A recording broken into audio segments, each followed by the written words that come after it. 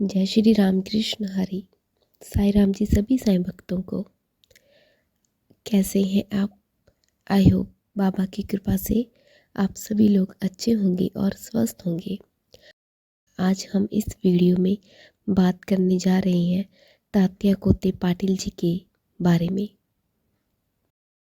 शिरडी में साईं के आगमन पर सबसे पहले साईं बाबा ने जिनकी सेवा स्वीकार की वह बाईजा माँ थी, जिन्होंने शुरू में ही साईं की दिव्यता का स्वागत किया। इस वीडियो में बाईजा माँ के पुत्र तात्या कोते पाटिल के बारे में बात करेंगे। साईं बाबा ने जब सबसे पहले बाईजा माँ से पहली बार मिले तब तात्या 7-8 वर्ष के थे। वह जब विद्यालय पढ़ने के लिए जाते तो वापसी में छिपकर द्वारका माई में साईं बाबा जी को देखा करती थी और काफ़ी शरारतें करते थे, पर साईं बाबा जी सब नज़रअंदाज करके तात्या कोते पाटिल पर प्रेम ही बरसाते थे। साईं बाबा जी को तात्या कोते पाटिल मामा कहकर बुलाते थे और वह बचपन से ही साईं बाबा की छत्र छाया में रहे। थोड़े बड़े हुए तो उनकी नाम सप्ताह में बहुत रुचि होने लगी। उन्होंने नाम सप्ताह के लिए बाबा से आज्ञा ली। वह बहुत खुश हुए।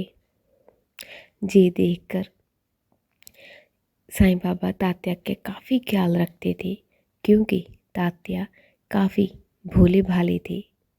एक बार किसी केस में तात्या फंस गए और उन्हें सज़ा सुनाई गई, तो बाबा की कृपा से दोबारा सुनवाई होने पर वह निर्दोष पाए गए और बरी हो गए। बाबा तात्या कोते पाटिल का बहुत प्रेम करते थे।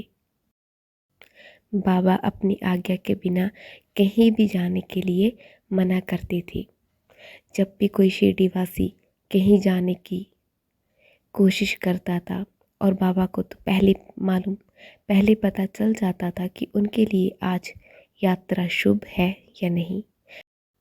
जब भी कोई बाबा से आज्ञा लेने जाता तो बाबा उन्हें सही सलाह ही दिया करते थे। एक बार की बात है, जब तात्या बाहर दूसरे गांव में बाजार जाने के लिए जिद करने लगा।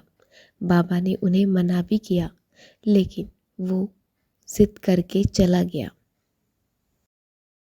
क्योंकि साईं बाबा और तात्या कोते पाटिल में इतना प्रेम था कि वो कई बार जिद करके चले जाया करते थे। एक बार तात्या तांगे में बैठकर कोपरगांव जाने के लिए निकले।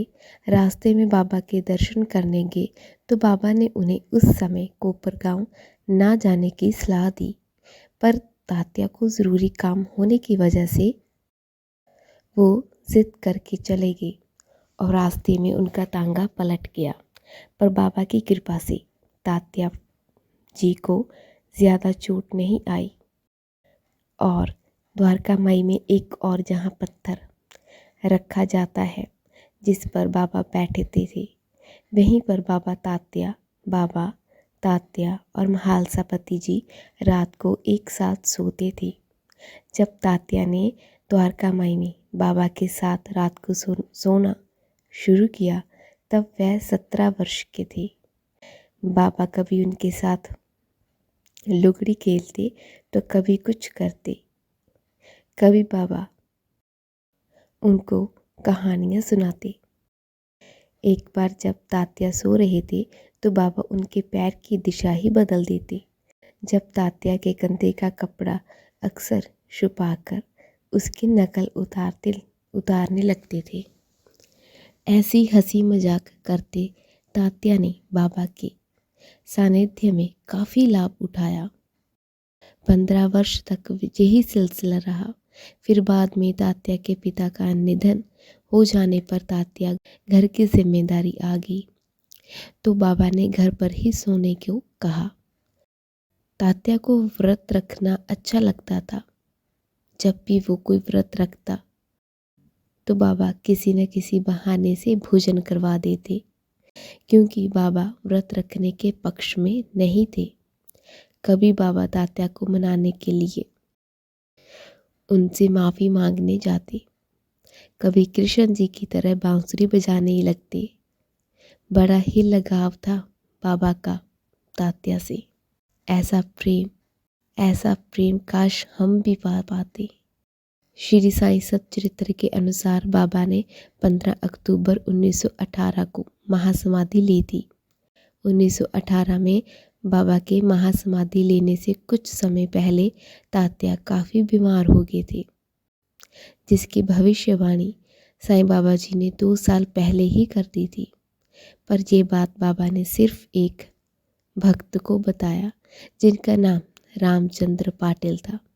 रामचंद्र पाटिल जी को तात्या की चिंता थी कि दशहरे के दिन 1918 में उनका निधन हो जाएगा। जैसे जैसे दिन पास आ रहे थे, हालत बिगड़ती जा रही थी। सितंबर को फिर भी उनके बाबा की हालत बिगड़ती गई। 1918 में दशहरे के दिन दोपहर को 2:30 पर बाबा ने समाधि ली। तभी से तात्या की हालत में सुधार होने लगा। ऐसा लगा मानो कि बीमारी बाबा ने अपने ऊपर लेकर प्रस्थान कर लिया हो। कितना सुंदर था दोनों का रिश्ता और प्रेम। तात्या और बाबा के प्रेम को कोटि कोटि नमन।